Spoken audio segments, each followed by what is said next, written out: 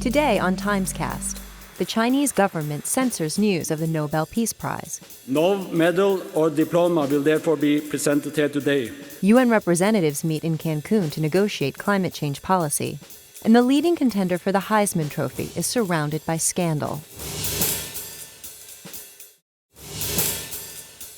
We regret that the laureate is not present.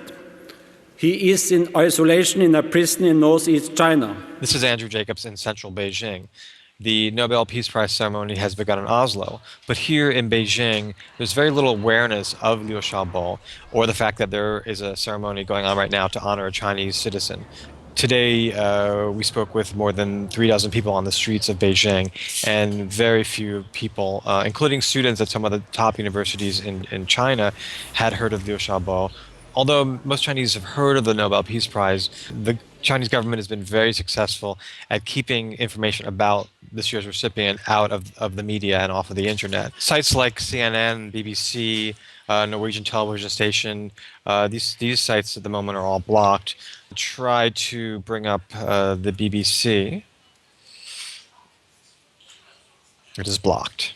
Let's see what happens if we try to bring up the New York Times. Oh, I think it works. So this is the New York Times website, and for some reason, it's not being blocked. I think that may be because most Chinese can't read or speak English. So I think they're more worried about sites where they can watch video. We congratulate Liu Xiaobo with this year's Peace Prize. I think a lot of human rights activists argue that by awarding the prize to him, it has focused attention on not only his plight, but the cause of human rights in China.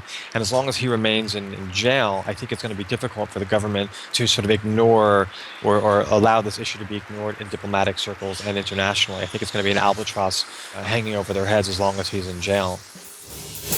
The U.S. Environmental Protection Agency announced it will not raise federal emission standards, going against a campaign promise by President Obama. This decision comes as global representatives conclude a UN conference in Cancun to negotiate climate change policy.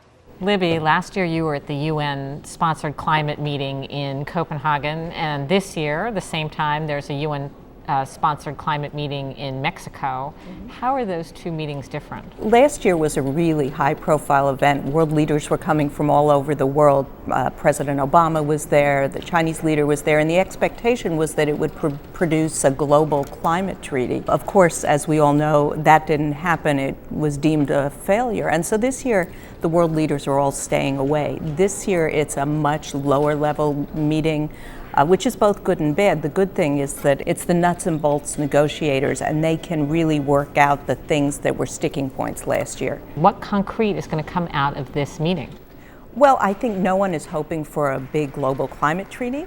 There are very limited goals.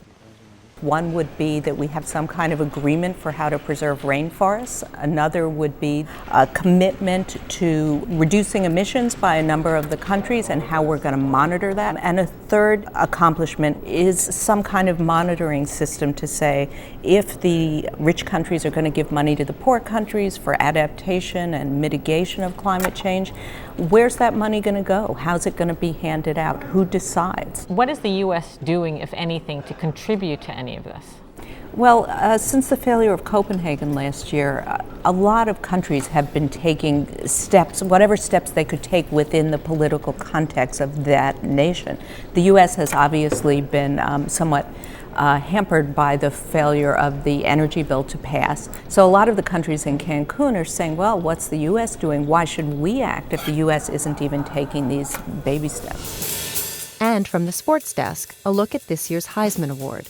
Saturday's a big night in college football. They hand out the Heisman Trophy, most prestigious individual award.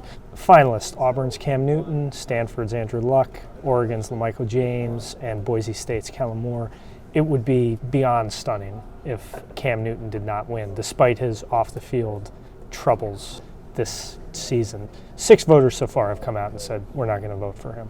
What do you think the final tally is going to look like? Well, it'll probably be a landslide. I think the only way they're not going to win, he won't win, is if they abolish the trophy before tomorrow night at 8, which is not going to happen. Those 6 guys who didn't vote for him, they're kind of spread out somewhere in the South. They didn't vote for him because of the fact that during the season, there were accusations that his father and kind of an associate, perhaps, of his father had allegedly contacted Mississippi State saying you need to give us X amount of money if you want our son to attend your university. So people are worried that if we vote for him now, will we regret it in 2 years? We had the Reggie Bush scenario at USC, and people now are saying, you know, I wish we could go back and we'll give it to Vince Young instead of Reggie Bush. The NCAA came out and said this happened with Reggie Bush. They have said something bad happened with Cam Newton's dad. Yeah. They basically have just said, we don't know that Cam Newton knew about it, Right. so we're not going to punish him. But the investigation still seems to be open somewhat. Yeah, it's not settled, and that's a concern. I think for the Heisman Trust, when you're at the Heisman ceremony, they have these portraits all along the walls every year since 1936 to now of every year's winner. And you don't want to be the trust and then have there be a gap in 05 and have there be a gap in 2010. It's supposed to be amateur sports, and people are worried that perhaps Newton may have been outside the lines a bit this year. Join us again Monday for TimesCast.